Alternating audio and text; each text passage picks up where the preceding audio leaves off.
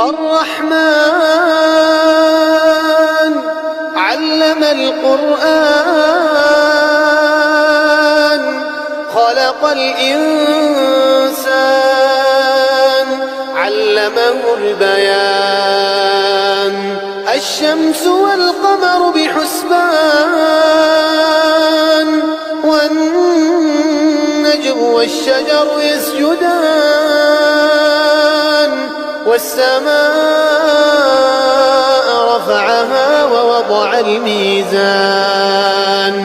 ألا تطغوا في الميزان وأقيموا الوزن بالقسط ولا تخسروا الميزان والأرض وضعها للأنام فيها فاكهة والنخل ذات الأكمام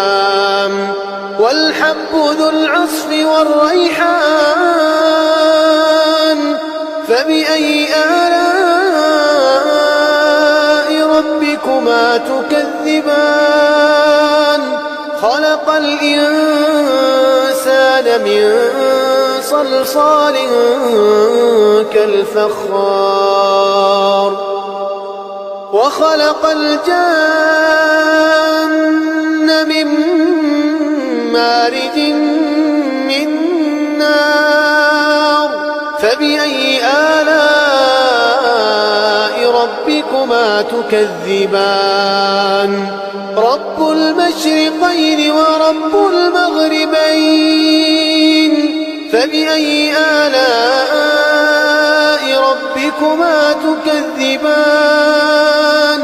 مرج البحرين يلتقيان بينهما برزخ لا يبغيان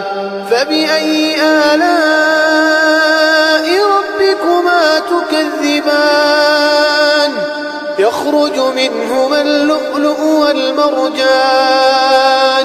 فبأي آلاء ربكما تكذبان